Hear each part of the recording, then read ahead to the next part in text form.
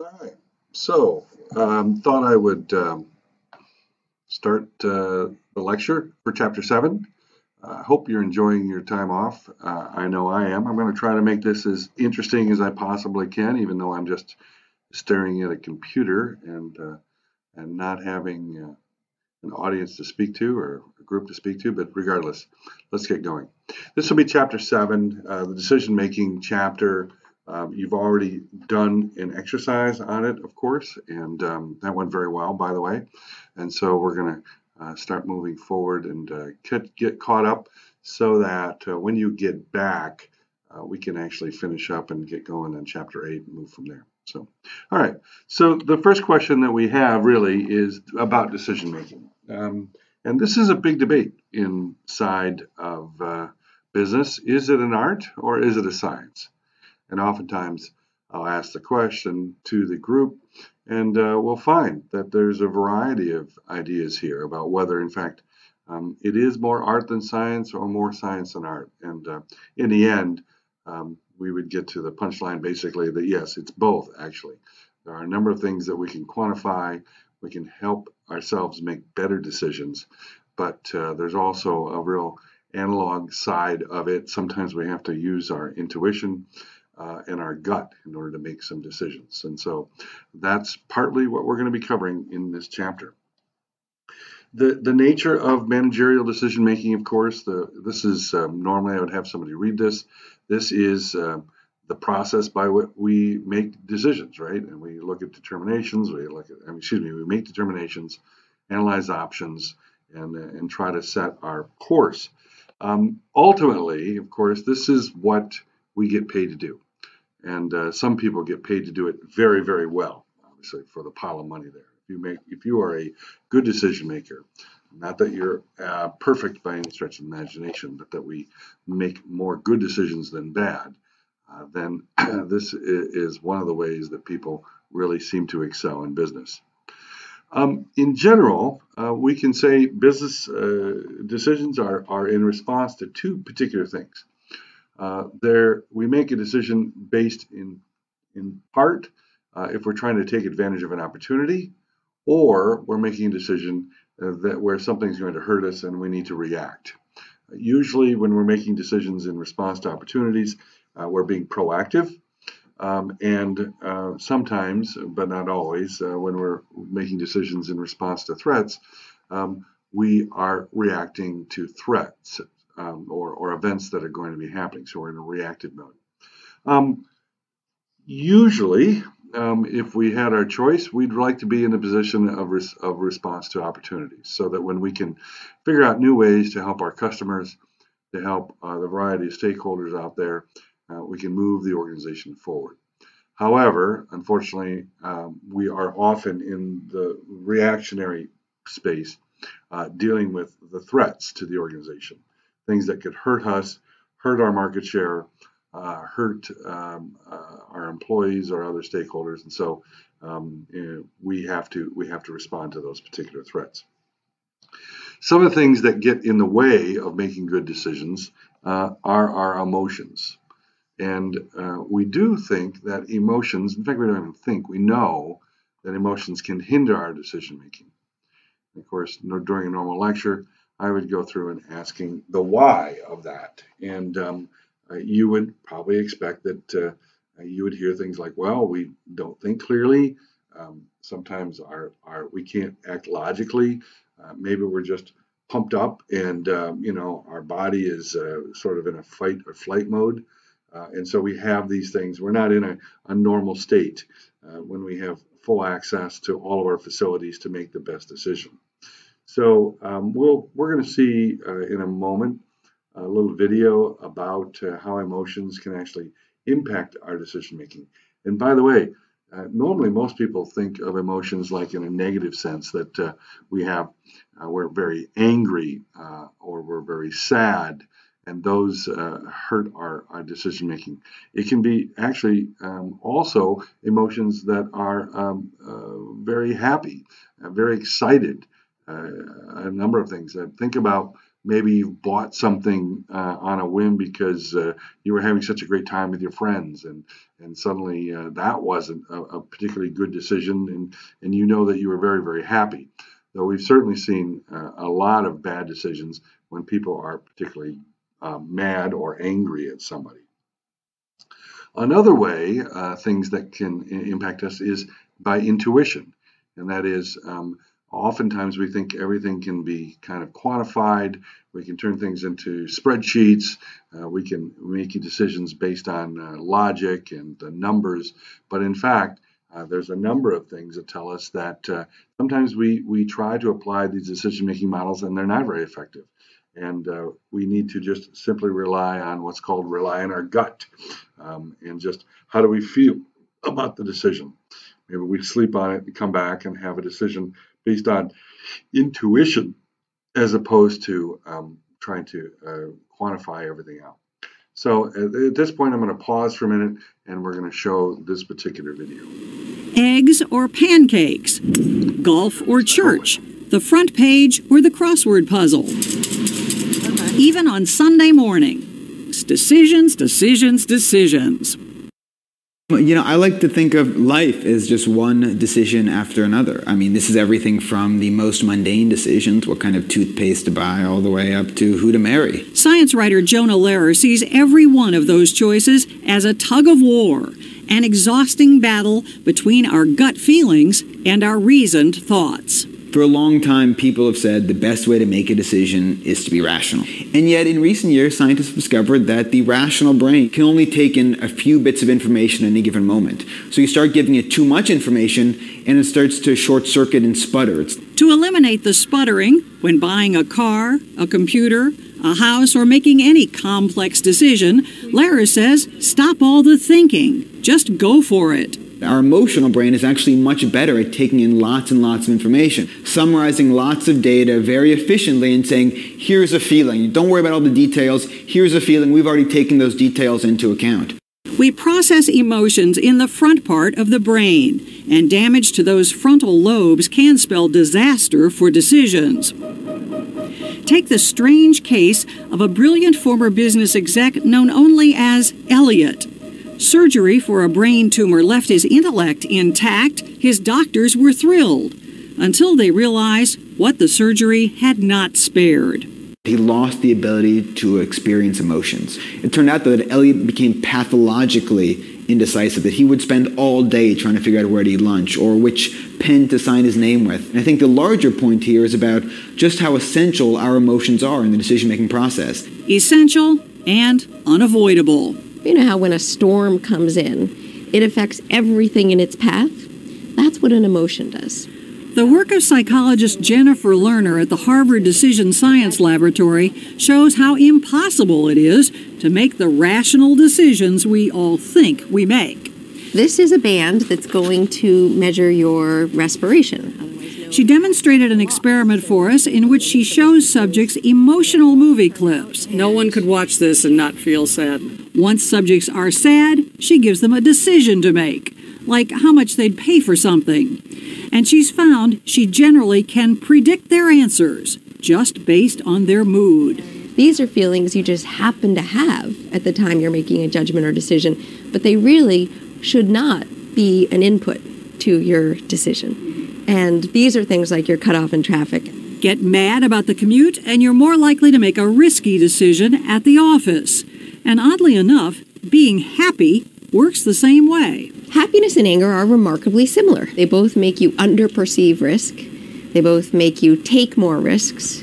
And they both are associated with this sense of certainty and control. Which can be downright dangerous. Take seatbelts. If you're happy or angry, you're less likely to wear one. You're also less likely to use a bike helmet, lock your car, or buy life insurance. And if you're sad, stay away from the mall. You'll probably spend too much. But sadder still, we've never succeeded, never, in having people recognize the irrational influence of incidental emotion. Never. And then to make steps. No, never. I'm sorry. Yeah, so Baseball legend Yogi Berra once had some great advice for making decisions. When you come to a fork in the road, he supposedly said, take it. But what if you have more than two choices? What if you have 5 or 10 or 100, or as they claim here at Starbucks, 87,000 choices for a cup of coffee? Then what? Whether it's a mocha, a latte, a cappuccino, a peppermint mocha, a frappuccino, a Bavano, a smoothie, a cafe au lait, brew coffee. Americans certainly love choice more than anywhere else in the world. Columbia University professor Shana Iyengar says her experience as a blind person gives her a different take on all these choices. Her book, The Art of Choosing, argues more isn't always better. Certainly in theory, the more choices I have out there, the more likely I am to find that perfect dress or that perfect ring or that perfect food item that I want to eat or that perfect job. Is that true? For the most part, we don't have the resources to find it. I mean, we get overwhelmed. 2 pumps sugar-free vanilla, 2 pumps cinnamon dolce, 3 pumps white mocha, soy, 180-degree with... Even experts on decisions are not immune. It's a slightly embarrassing confession, but I got interested in the subject in large part because of my own chronic indecision. I was the type of guy who would walk into a drugstore for toothpaste and lose an entire afternoon. Don't tell Baskin-Robbins, famous for its 31 flavors, but in fact, more choices may make an actual purchase less likely, as Professor Iyengar discovered with her supermarket jam experiment. In one display, she put out 6 samples of jam, in another, 24. Result? Shoppers mobbed the table with the 24 varieties, but they were 10 times more likely to buy jam when they were staring at only 6. I know everybody wants to go to that store that offers you 1,000 options, and that's the best recipe to walk into that store, get completely overwhelmed, and walk out and buy nothing. What is the cumulative effect of, having to make all these choices? Actually, what happens is they get so tired and emotionally drained that we even find that their immune system drops. Come on, because they've had to make too many decisions? Yes, they even find they're more likely to get a cold, to get a flu. We're very fragile beings, aren't we? I think there's this tug of war in our brain that we've all experienced. It perhaps most clear on a diet. You've got part of you that wants to lose that last 10 pounds, and then there's another part of you that wants to gorge on double-stuffed Oreos. When it's literally a battle between our guts and our heads, the Heath brothers recommend, trick yourself. And so if you want to go on the diet, store away the dinner plates that you feel like you have to fill up in order to have a good meal, and eat off your salad plates. And studies have shown that you eat 20-25% less by doing that. If you're having trouble spending because you're being bombarded with messages about the things that you should have, then freeze your credit cards in a block of ice and force yourself to go through a warming up period before you actually spend. By now, you may feel decidedly decisive. So, start a diet, choose a new toothpaste, buy a house. What will it be? Okay, so we should have just seen a video, and now I'm going to ask you some questions about that. Of course, we're not in a classroom, so I won't know if you're answering or not. By the way, if you haven't noticed, I'm changing venues, and I'm changing facial expressions, and I'm going to record this on Friday on my way to Lakeland, so who knows where I'm going to be next. But anyway, so the obvious question is, what'd you hear that was interesting or even surprising about that particular video? Right, me too. Absolutely. Okay, a couple things that I thought was interesting. The Harvard researcher, when she's talking about making decisions when we're happy or angry, as I said before the video started, we can make just as bad decisions when we're super happy about what's happening, and maybe we underestimate the risk that we're taking on. Could be a lot of reasons of why. And then the thing that really blew me away on that one was the discussion about the number of jams. Do you remember they were selling jellies or jams in a store? It ran counterintuitive to the way I thought marketing people said. So when they had fewer jams, people were less confused and more likely to buy. So I think they had, I don't recall exactly, but I think it was 24 versus 6. You know, very often we think we're going to expand our market by making more choices. And at least in this particular experiment, it backfired and it became overwhelming. You know, cactus blueberry isn't going to sell any better than grape and orange and strawberry and cherry and whatever the normal ones are. So I found that interesting as well. All right, so what we're talking about now are a couple of ways in which we go making decisions. The first one is called program decision making. And program decision making is, I guess I'd call it the easiest. It's almost automatic, right? The situation has been, you've approached the situation so many times that we have a standard set of rules about how we're going to make that decision. For instance, I worked early on in my career as an assistant manager at Burger Chef, which was a very bad hamburger joint in Big Rapids, Michigan. Well, when we had to order, the new cups, we had to put cups on the ordering pad in order to get some in. It was very clear when the stacks of cups were below a certain amount.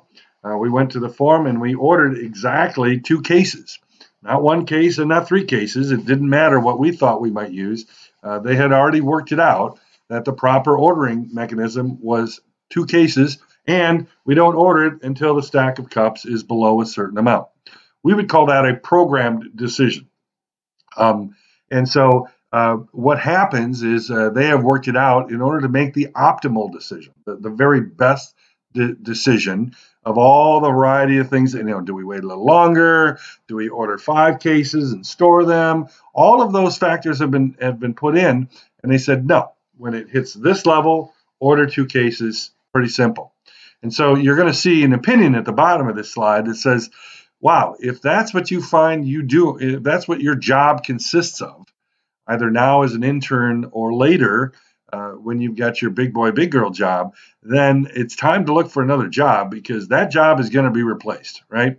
Program decisions are something that we can think of the name. It's programmed. We can stick it into a computer and we can reorder, you know, and maybe we can't order by height, but we order by weight or something. And you see these sorts of things happening all the time. These sorts of decisions are being transferred over to machines because machines never ask for the day off. They never recall in sick, and they don't have relationship problems with their boyfriend or girlfriend. So that's why we want machines in cases, particularly for things like program decision making. Now, the opposite, not surprisingly, is called non-program decisions. Now, non-program decision is what we mostly get paid to do, right? Because these are situations in which the variables are too great, they're unpredictable opportunities or threats against what we're doing, and we don't have any predefined rules. When you went through to pick the next location for Genius Phone Repair, that was most certainly a non-program decision, right? Even though they've done some of that sort of thing before, there were new locations. There were lots of other things they had to take into consideration that made this a non-routine issue. Excuse me a second.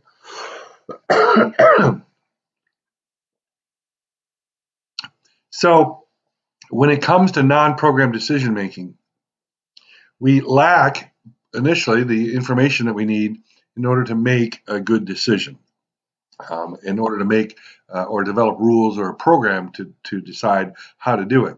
And so what happens is when we have a non-program decision making, it breaks down into 2 areas. One is intuition, and the other is reasoned judgment. Now, I'm going to tell you the bias for most business people, certainly the bias for most MBA graduates, is to go into reasoned judgment. So when we whip out a spreadsheet, when we have a calculator, when we're trying to gather and generate alternatives and we're quantifying rules and we're trying to logically deduce what we're supposed to do, then we're using reasoned judgment. When, however, we are sort of assessing, the broad range of things that could be happening here, we're trying to take input and sense people's feelings, we're trying to, listen to our gut and see how we feel about the decision. That is intuition. It is often, I won't say denigrated, but diminished. If you only could make intuitive decisions, then that would be a problem. But most business people are so groomed in making reasoned judgment that we often forget that we've got this other side of our brain, and we can make some decisions based on our gut. And there are times, and I believe I've got a video coming up, that will tell you that intuition is actually the better way of going about doing this sort of thing for the variety of reasons that I'll get into. And we'll get to that in a little bit, but in the meantime, we're going to go through a couple models of decision making. So the classical model, which is a prescriptive model is one that tells you this is how you do it, right? So a prescriptive model to identify and evaluate the various alternatives, and then hopefully rationally and logically we go through and we make the right course of action. It parallels pretty nicely to that program decision making we were talking about earlier. So it tells managers the decisions, how they should be made, right? So I've got this little picture of a classical car there. I think that's a sort of a visual reference to say, okay, the classical decisioning is prescriptive into how we're doing it. A classical model, as is a program decision, will get us the optimum decision, right? So there's a bunch of assumptions that we're going to go through in a moment in order to use the classical model, but what it will do is give us the optimum decision. And isn't that what we always want? The problem is that we're not often able to get it. So you look at the various alternatives, we weigh the facts, and then we make the decision, and it gives us the most desirable future consequence we have. So here are some things about decision making using the classical model. It assumes we have all the possible alternatives that we can. Oh, well, it looks like I'm going to run out of battery here. I'm going to pause for just a second and see if I can come back to this particular thing. All right, so I ran out of battery, and as you can see, I'm getting ready to go to the airport. So you're catching me just as I'm walking out the door. Let's go through this slide and see what it has to say. So what we were talking about before we were so rudely interrupted by the battery, that the classical model has a number of constraints, and some of them are pretty hard to accept. First of all, it says we have to list all the alternative courses of action and the various consequences of those different alternatives. Well, there's a big assumption there. It says we have all that information about the various alternatives and that they're readily available, and we can get to that. Oftentimes we don't know the answers or the consequences. If we did, man, it would be pretty simple stuff, wouldn't it? But anyway, if we did, we could use the classical model, and then we could go through and rank. This is my best alternative, this is the next best, and this is the least favorable alternative. Again, with the ability, assuming that the manager has the brain power, the mental facility to go through that process. And sometimes it's not as simple. So maybe it requires complex math skills or financial analysis or whatever. And then, of course, at the end, then given all that, if we have those first two, then we could select the best consequence that would help our company the most. And naturally, well, in order to help the company the most, we'd have to know what it is, where our company's going, and what organization we're trying to accomplish. So what is that future course of action, and how is it that it's going to help us, and do we know that? So those are the various key assumptions. And as you can imagine, as we go through them, if we can assume all information, that we have that available to us, that we've got the brain power to process that information, and that we know where the company's going. Oftentimes, we don't have those assumptions available to us. So we have to take an alternative approach, because many times these are not good assumptions to have. So here we are. We've got our clunker here. This is not the beautiful classic car that we had before. This is that clunker that has probably got a flat tire here.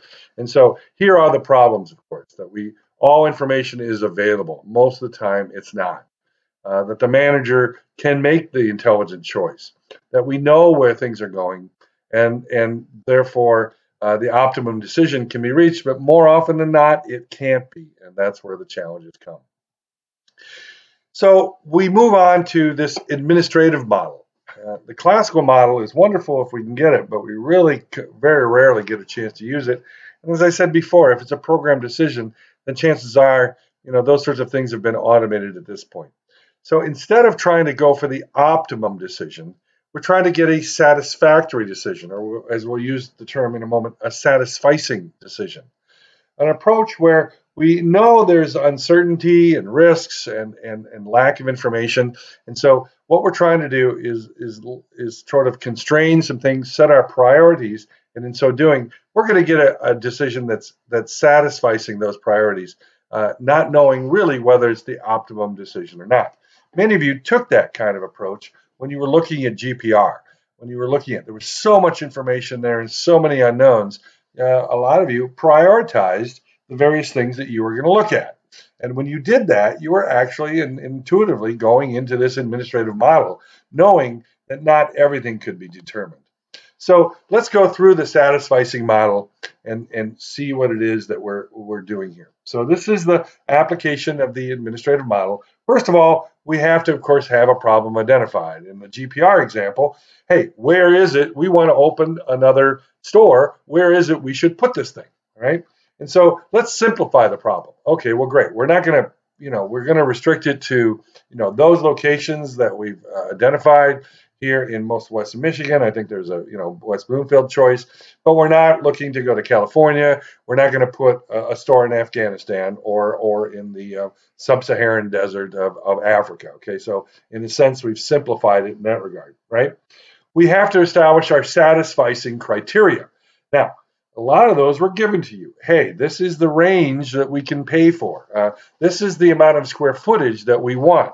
These are the types of strip malls we want to be in. These are the types that we don't want to have. And so, in fact, in this case, there was so much satisficing criteria that it was oftentimes hard to decide which ones to use.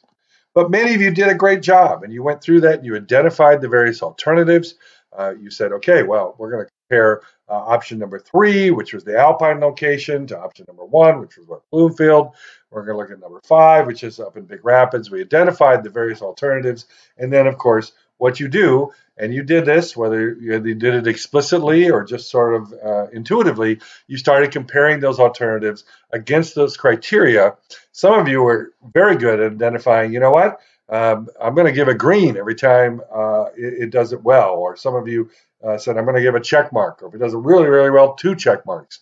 And I'm going to begin to add all those up. And maybe that will help me. And so I will look at these and determine, does my alternative meet the satisficing criteria? And then our issue is either yes or no. And so in the case of what we were doing, we had, I think, 8 locations, and then one was pulled away, and we had a 9th, so ultimately 8. Does one of those 8 locations that we ended up with meet the satisficing criteria? It is conceivable that it could have been no. And if it was, then you would have had to go back and say, you know what, GPR, you gave us these 8 locations. None of them, we think, are comfortable for what you're doing. And so we think we should go back and identify others. But of course, in our model, we didn't do that. In our competition, rather, we decided that, yes, one of the 8, we're going to make a decision. And so what we did is we tried to collect or select that particular alternative that was good enough. That's what a satisficing model has. I want you to remember that it's not an optimum decision. It's not the perfect decision. It's a good enough decision. And with that, we should be satisfied to go forward. All right. Well, welcome to sunny Florida. Yeah, I'm going to the Tigers game today. Yes, sir. Absolutely, positively. Hopefully you're enjoying sort of getting the trip around the world with me. Anyway, I'm going to continue with this incredibly exciting lecture that I'm sure you're just anxious for me to continue with. Anyway, we're talking about problems with the administrative model that we had talked about before, where we had referring to satisficing decisions that weren't necessarily optimal, but decisions that were certainly fulfilling the criteria that we set. There's a couple problems with them, as there is with any model. I think it's important to look at the pros and cons of anything in order to be aware of its limitations.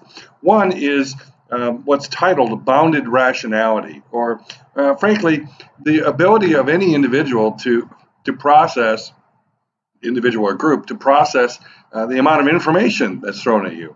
This last example with the GPR, there was tons of information. I mean, every single location had probably 15 to 20 different facts. Of course, there were 8 or 9 locations, hundreds of data points to measure. In theory, we could certainly make those kinds of decisions, and the computers help us.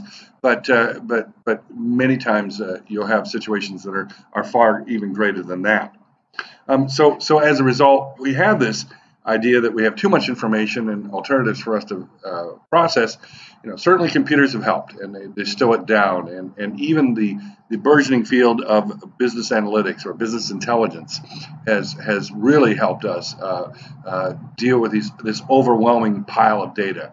But ultimately, there's going to be some limitation on what the human mind can understand. So obviously, I just did a lead into what's helped us is the advent of computers and relational databases and structured cubes and all of the BI, business intelligence area that we're talking about.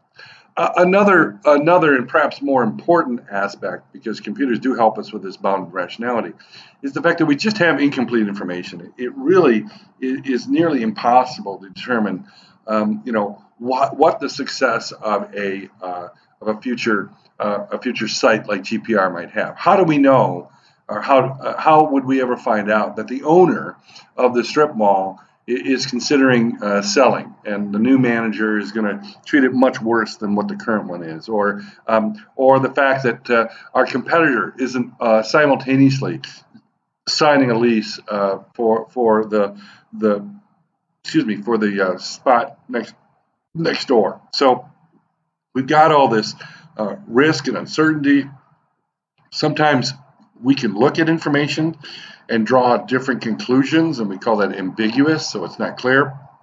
And then ultimately, we have some time constraints and cost of obtaining all this information. So those are some things I think that we need to know why information is incomplete. This is a really good chart. I think you should understand it. Make sure you're aware of it. If I ask you what those 3 things are that would cause us to have incomplete information, you should be able to tell me, well, uncertainty and risk. We can't predict the future. Ambiguous information, meaning we look at the information and we draw different conclusions. We have information, but it's not clear, and people can look at it differently and draw different conclusions. And then finally, the information is out there. It's not incomplete, but the cost of obtaining it is greater than the decision that we're making. And so we'll get into this in just a minute. So I really enjoy this little picture because it gives us an indication of what what ambiguous information might look like. Now, for those of you who are looking at this, some of you can only see a young woman. And I don't know whether I can point this out or not, and I will probably in just a minute. But others of you will only see an old woman. A few of you will be able to see both and switch between them. But mostly what this is trying to say is, listen, that picture isn't changing. It's the same picture to all of us. But some people only see an old woman. Some people only see a young woman. And some people can see both. And so imagine that you're all looking at a chart of data. Maybe it's rows and columns of lots of numbers. And this happens all the time. And so we can't see what others see in that particular information. And so the example here that I have is when I had a client, he asked me to develop what's called an executive KPI dashboard. Now, KPI is a business acronym.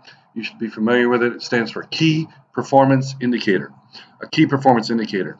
And so what was happening is people were getting reams and reams of data, and then they were keying it into their own spreadsheets and drawing some conclusions. And he was frustrated with the conclusions they were coming up with, let alone the fact that they were taking a lot of the time away from other, maybe more productive efforts to generate graphs and pictures and charts for him to review to help him make a decision. And so what he had us do is say, okay, I want one unambiguous source of authority for the information on my business. And so when he told us to go to the same data stores, the same SAP database that his staff were using, and he was going to present the graph. And so that when he presented the information, people were not going to generate new graphs, but rather when they were making an argument with him, they had to use the data that was presented that everybody would draw the same conclusion from. And so that was an important aspect. All right, let me get back to this picture. And for those of you who weren't be able to differentiate, I'm going to point out the old woman first. The old woman, this is her smile, if you can see the cursor. And this is her chin, and she has a very big nose. And this is one of her eyes.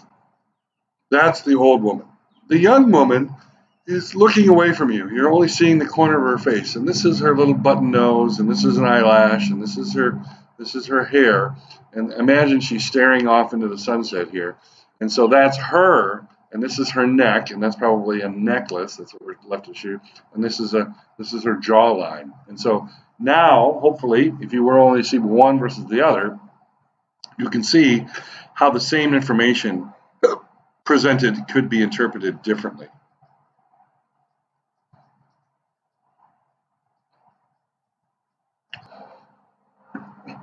By the way,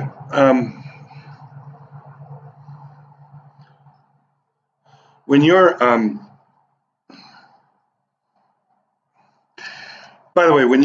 presenting, you see I took a break there. I'm hoping that you've properly prepared and you're not just reading the slides to me as I am with you. I am doing this on one cut, and so I'm hoping that, and I know that you will have practiced it a couple times because of the way that I'm asking you to prepare. I'm looking at a little, I don't know, salamander or I don't know, gecko or something running around here, so excuse me if an alligator comes up, I may pause. All right, so let's get back to why we were talking about incomplete information. One of them is naturally the idea that time constraints and information costs. Sometimes we need data that's out there, but we have to decide, you know what, in order to get that, maybe I have to survey all of my customers in order to get proper data. And that's just not possible given the time frame in which I have to make decisions. Or the cost of getting that survey done is, you know, I go out and get bids for it. Let's pretend it's I don't know, so a marketing firm tells me it's going to be $15,000 to do the level of survey to get that level of data, but I'm making a decision about a $5,000 website. You know, why would I spend $15,000 to make a $5,000 enhancement to my website? So there are times when the cost of the information is so great that it just doesn't make sense to go about doing it. More often than not, it's a time constraint. So in the case of the GPR thing, you had a finite period of time. You had initially 2 weeks. Most of you, because you're busy college students, probably didn't start tackling it until a few days. And then, of course, you had this very hard date and time, you know, midnight on Monday night to have all that information in. So that's far more likely to happen in the business world where the boss is saying, listen, you know, I got to get the information from you and I got to have your decision and I need it by the close of business on Friday, so start moving. All right, so here we are in dealing with the satisficing model.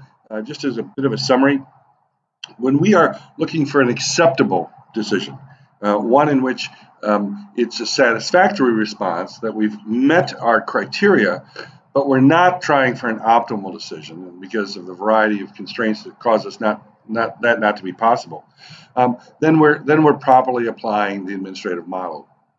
Now, I guess, you know, in a technical sense, we don't know that it isn't the optimal decision. It very well could be. It's unlikely. In the classical model, we know it's the optimal decision because we've tested out all the other alternatives. But in the case here, you know, the old adage, even a blind squirrel finds a nut now and again, means that even though we might be blind, we could possibly, by happenstance, I guess, pick the optimal decision. But the truth is, we don't know whether it's optimal or not. And so we'll just have to be satisfied or content, rather, with a satisfactory decision. Whenever you see, if I'm displaying a graph like this that's got easy steps, boy, doesn't this lend itself well towards an ordering question in a exam? Hint, hint. So We recognize the need for a decision. In the case of the GPR, hey, we need to expand. We look at the various alternatives. Here are the 8 ones. We look at those alternatives. We assess them. We finally implement one. We choose among those alternatives. Step 4. We often spend a lot of time on step 5. Implementing the chosen alternative is a big step. There's a lot of work and money to be made when we do step 5 and implementing the right choice. And the part that's often missed, the part that's usually missed, is step 6.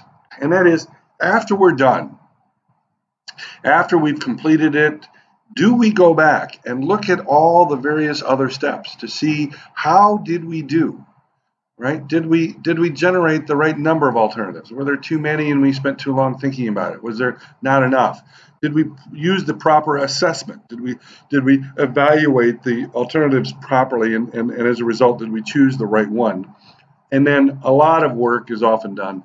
And how did we go about implementing it? Was the implementation of that alternative as good as it can be? If we do these lessons learned, and we learn from our feedback, our decision process that's going through step 1 through step 6 will vastly improve with virtually every iteration. And so that's why oftentimes people who have been around the industry for a while, whatever you happen to be going in, they might diminish your lack of experience or diminish your decision-making ability from a lack of experience because you haven't gone through this model. One of the ways to address that is say, no, I've made decisions. I know the various things, and I do a lessons learned at the end of every single one. So maybe I'm only 25 years old, but I've already made this kind of decision 4 times. I've learned from every single one. That's just a tip. All right, so I think I'm making a point here, just once again, that the step is often missed because we're so busy implementing. Usually these are not serial events, so we only do 1, 2, 3, and then we go on to the next project, but rather these projects overlap. So we're defining needs for decision in one area, another project we may be already assessing or choosing alternatives, and then we may have 2 or 3 other decisions that are in the implementation phase. And so because we're sort of fragmented across these, sometimes and oftentimes, unfortunately, when we get to the end of the implementation, we forget to do feedback. And feedback can be something as simple as just oftentimes it's tied in with a party, perhaps, or some kind of social event so that people want to show up. But before we pop the beers and the champagne corks and celebrate a great implementation, we usually have a private and professional lessons learned. It's called a lessons learned feedback cycle. Later this semester, we do a portion of a lessons learned that I call start, stop, continue.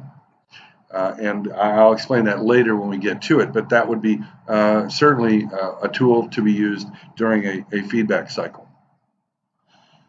So here are some things that we do when we do a lessons learned. We compare what actually happened to what we thought was going to happen and were our expectations met. We want to point out errors without blaming. So this is, you've had some practice in doing this when we do our peer evaluations that you just went through. We don't need to blame any people, but we can encourage them and say, hey, if you had the chance to do that differently, or if we had a chance, or you specifically had a chance to do that differently, what would you do differently? And so as a result, naturally, we do modify our process, and so we get better at it from there. Okay, I want to go into group decision making. So the group decision making is very similar to what we do individually. Those previous ones would be individual, but we think that they're superior. And we think that they're superior because of a variety of reasons. We've already in a previous chapter talked about the biases we have. So let's say we're hiring somebody. We might have that similar to me effect going on. There could be other biases, prior experience bias. So if we have a number of people, I guess we could all succumb to the same bias, but oftentimes now we have different life experiences, and so oftentimes our biases sort of will override each other. Unfortunately, if you happen to have a overt racism bias, hopefully the other members on your team will have overcome that, help you overcome it. But here the point is, and you already know this, we talk about diversity as a key element of the benefits of having a group. What we think and what we know is that there will be multiple feasible alternatives. Our alternative population, the number of alternatives that we'll have to choose from, is much wider when we have a group. than when only one person can maybe think of 3 or 4 different ways of attacking a problem. Perhaps a group of 5 can come up with 10. And so we think that having more alternatives or variations on the alternatives it will lead us ultimately to a better decision. You'll see this pattern throughout the course of the semester. I present something, and then let's talk about the possible problems of doing it that way, right?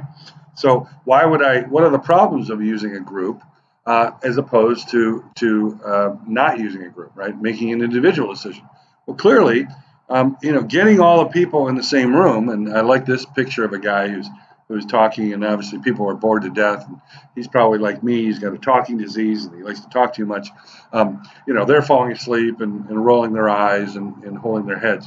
So it can certainly take longer, and I gotta believe you've been in meetings even with your team or maybe with other teams where it's like, boy, can't we just make a decision and move on? It's hard often because we have some maybe hidden motivations, or maybe they're blatantly right out there and they're conflicting. And so our interests and our preferences are different. So we've got 2 or more managers who find time difficult agreeing because the decision is going to impact them substantially differently. Just because a group might overcome the biases, if it's just a group of the similar people, if it's all people of color, if it's all old white men, if it's all women, we see this often when it's all old white guys sort of missing the point that we've got this white privilege bias that happens, and we just can't see the forest for the trees, and that's a problem. And then the most I think difficult maybe, I don't know, pervasive, is something called groupthink. And groupthink, let's be very careful, is not a good thing. Groupthink is a bad thing. Groupthink is, and I'm sure I go into it here, when we start talking about what groupthink is, usually I'll challenge you asking you what groupthink is, but I'm just going to tell you here. What we have are bad decision making because our goal isn't to make the best decision. Our goal is to try to reach agreement, consensus, avoid conflict. We don't want to challenge each other's ideas for fear of hurting their feelings, or for fear of elongating the process, making it take longer than it should, or generating ill will towards us. So we tend to agree when in fact maybe we really don't. We just don't want to face the conflict that's associated with it in order to keep harmony in the group. And when we do that, and we don't have valuable conflict, and there is such a thing as valuable conflict, people who challenge each other respectfully, but who do challenge us to make us think better, when we don't do that, we can succumb to groupthink, and that is indeed a problem. So I'm going to show a video now about groupthink and its problems. This particular video has a lot of nuances. I don't know, has 6 or 7 or 8 of the of problems with groupthink, and they label them all. I'm less concerned about you knowing or calling out all those particular issues, but rather understanding the basic premises of groupthink that I've already described to you. And so now you can sort of see those manifest in this particular video. Thanks. Apple products are the best, and they're very user-friendly. When you hear your friends make that statement, do you ever question it? Even though you disagree, you keep your mouth shut because you don't want to be an outcast. That's conformity. When conformity within a group leads to dangerous results, it's called groupthink. There are 8 symptoms of groupthink, which we can see on these 3 budding entrepreneurs. Dave, Frank, and Sylvia are planning to launch a startup which sells used tissues online. You and I, we both know that's the lamest idea ever.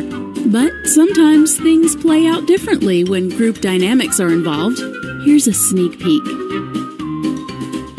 Dave says, "We should start selling used tissues. No one has done that yet, and if anyone can do it, it has to be us." That's illusion of invulnerability. Then Frank says, "I know, right? No one is as smart as us to have thought about this killer concept." This is stereotyping others. Silently, Sylvia thinks, yes, because it's a stupid idea. But she doesn't say it, which is self-censorship. Then Dave says, Sylvia, you agree, right? You seem so excited. That's illusion of unanimity. Sylvia finally says, used tissues, you guys? Seriously? What about the germs? Ew! But Dave counters, what germs? We are selling sentiments here. Used tissues have a history, and you gotta respect the sentimentality. That's unquestioned belief. Frank reassures, I'm sure Sylvia agrees that selling used tissues is a brilliant idea. She just doesn't know it yet. This is direct pressure. Sylvia shrugs, saying, yeah, I guess. Maybe we can launch Tissues for Issues and make it a noble cause specific project. Which is rationalizing. We'll have to test it though. No tests. We are going to launch a Kickstarter campaign. We are going to be huge, says Dave. He's being a mind guard, which is a person who prevents dissent. And thus, the three fools launched a used tissue business. Now that you know the symptoms of groupthink, leave us a comment below and tell us if you have ever been a part of groupthink, knowingly or unknowingly.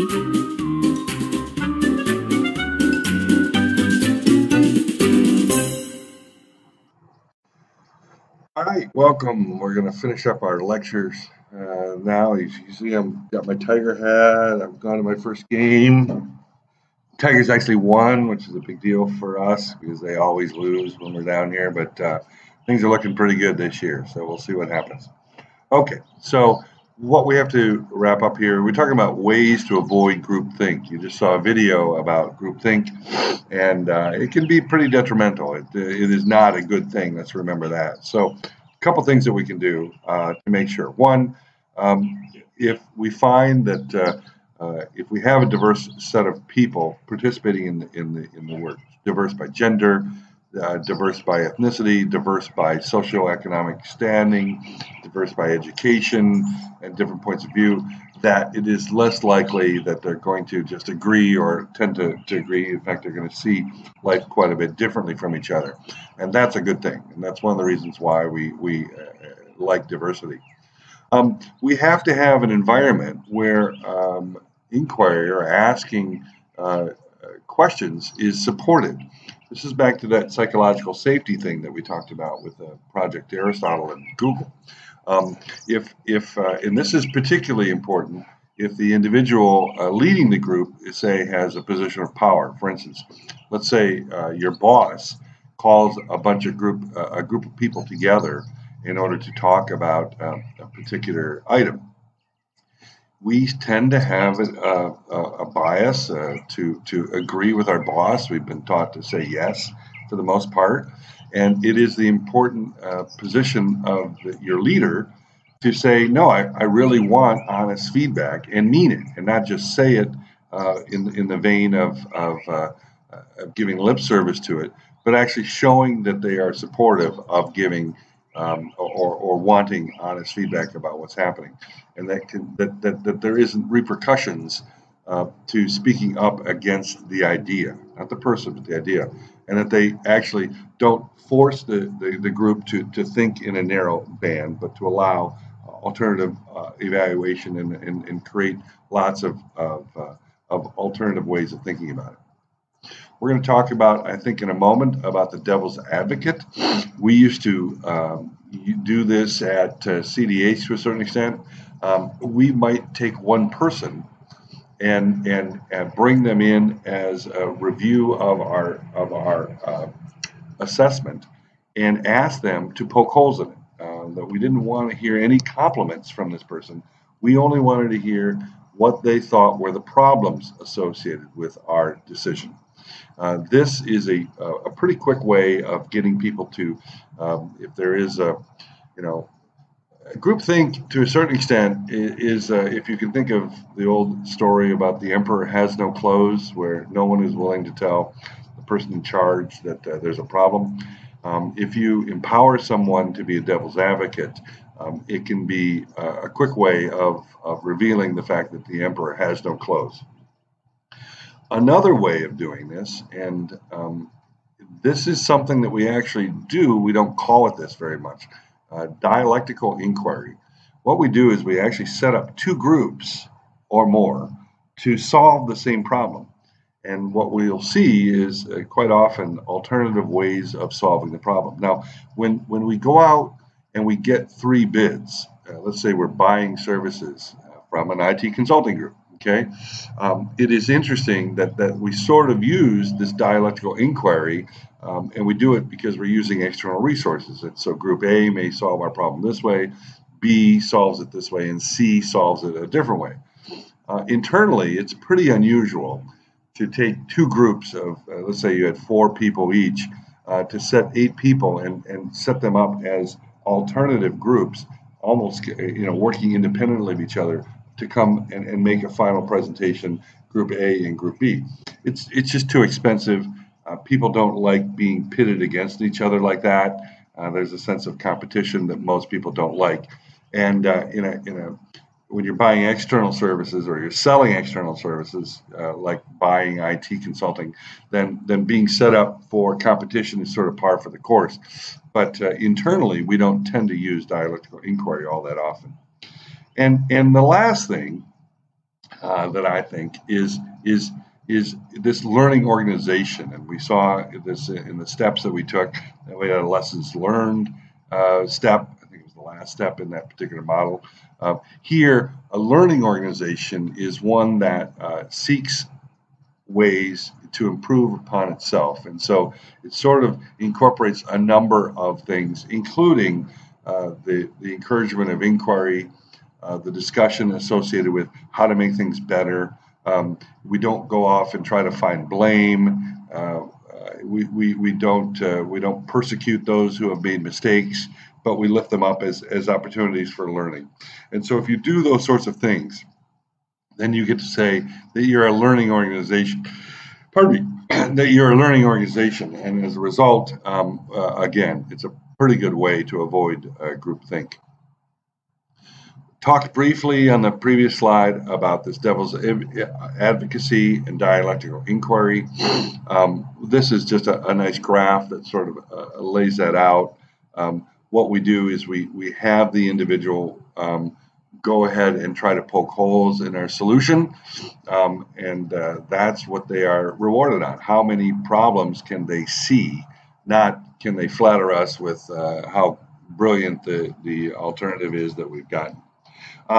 Dialectical inquiry is more often done in research, more often done, academia uses it quite a bit. They will have separate groups, usually distributed by geography. So a group at one university might try to solve a problem, and another group might take that on at a different university and come together at the end of the year at a organization or society's annual meeting to present their findings, and they take that sort of approach very seriously. Again, we don't really see that very often in the business community because it takes much longer, and as I've already said, it's more expensive, and it sets people by default to be working against each other, or at least it could be perceived to be that way. The ways in which we try to encourage group activity, I'm going to go through a couple of these. We're going to focus mostly on brainstorming. So I'm going to touch lightly on the other two, and then we have a small video to share with you about that. Well, I guess I'm mistaken there. I guess we're going to go straight to brainstorming. So we're going to skip over the nominal group or Delphi technique. It's not as important. But what we do use in business an awful lot is the brainstorming technique. And this is a way to generate alternatives, to generate debate, and to have as broad a range of ideas to select from as we can. And so what tends to happen is sometimes when we're not spitballing ideas at each other, we can get into what's called a production block or a way of coming up with alternatives. And so what happens is we will often put people together. And this next video I'm going to insert here talks about the right way to do brainstorming. Unfortunately, it has been sort of co-opted, and we will tend to call a lot of different meetings brainstorming meetings, when in fact there's a right way and a wrong way to do brainstorming.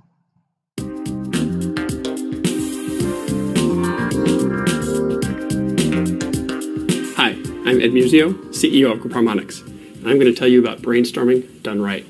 We hear the word brainstorming used around the workplace a lot, and usually now we just use it to mean everyone share your idea. But everyone can share their ideas by email. The idea of real brainstorming is we have a group of people, like this group here. The whole is greater than the sum of the parts. In other words, they can do more together than they could do alone. The way brainstorming is supposed to work is that we get this group together. This person shares an idea he has, maybe, with these people. Maybe she hears that idea, gives her another idea, gives this person another idea. They all start talking back and forth about their different ideas. And eventually, this person hears all that, and it inspires this person to have an idea that nobody else had. In a sense, it's this person's idea, but in a sense, this great idea came from everything that came before it. That's real brainstorming. Now, if you want to do your brainstorming right and get ideas you wouldn't otherwise get, there are some simple do's and don'ts that you need to follow. The first do for good brainstorming is you do want to capture everything, and I mean everything. You want to start a flip chart or maybe a whiteboard, and you want to write down everything anyone says, no matter how crazy it sounds. You may be inclined to skip some things, but you don't want to do that. You want to get everything on the board. What you don't want to do is you don't want to evaluate anything. You don't want to say, that'll never work, that's too expensive, and not write it down. This may not be a useful idea, but it may inspire the next useful idea, so you want it up. Now, the next thing you want to do in good brainstorming is you want to encourage participation. It's perfectly valid to turn to someone and say, Frank, I haven't heard from you in a while. Do you have any new ideas? Maybe Frank has something he's been thinking about. On the other hand, what you don't want to do is you never want to force participation or participation sequence. If you're just going to make everyone go around the table and say what they think, you've lost the organic nature of the process and you're back to using email. Don't force it. The third thing you want to do in proper brainstorming is you want to allow people to ask clarifying questions. Let's say, for example, that you said your idea was to change the business process. I might ask you, do you mean the accounting business process or do you mean the customer service business process? That's a clarifying question. I'm trying to understand what your idea really is. What we never want to do is we never want to allow anyone to ask judging questions. It wouldn't be appropriate for me to say to you, how can you possibly think that would work? That's a judging question. It's really a secret way of just evaluating, and it's too soon in the process for evaluating. Now, once you've gotten through that part of the process, once you've got your full list and everyone's best ideas are out, then you can start to evaluate. Actually, you're going to do three things. First, you're going to categorize. You're going to find like items, and you're going to group them together so you can reduce the number of things you have to study. Then, you're going to reduce. You're going to go through and find the things that just won't work, you know they're not feasible, and you're going to take them off the list. And then finally, you're going to analyze. You're going to look at what's left, figure out which are the best ideas, and bring them forward, hopefully, for implementation. So the next time you have a group of people and you need a great idea, do your brainstorming right. Capture everything everyone says, encourage participation, and make sure you allow clarifying questions. But don't evaluate anything too soon in the process. Don't force people to participate or their order, and don't ask judging questions. Once you've got your list together, then you can categorize, reduce, and analyze what you have. And hopefully what you'll find there will include your next great idea.